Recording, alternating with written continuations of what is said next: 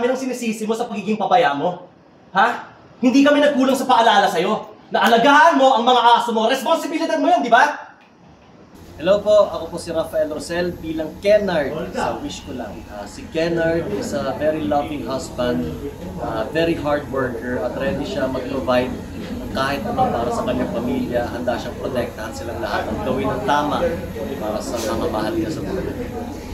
May garapata! Ano ba yan? Uy! Alam mo, hindi na tama to.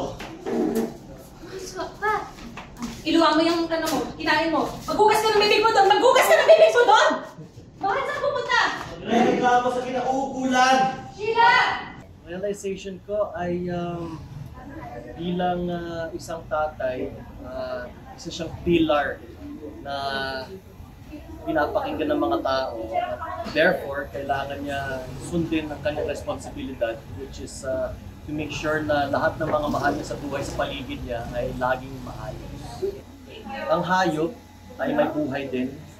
Hindi lang porke pet sila, sila lang ang may buhay. Lahat ng hayop ay may buhay.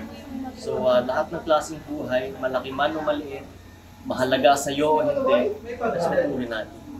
Wow, ultimate wish para sa sarili ko.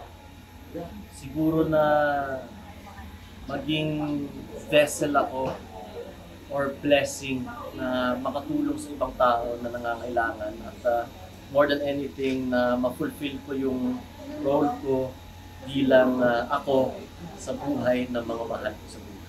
Yes, this is Rafael Rosel po at iniimbita ko kayong lahat mga kapuso na panoorin ang Wish Ko Lang ngayong Sabado at 4 PM. Kita kids!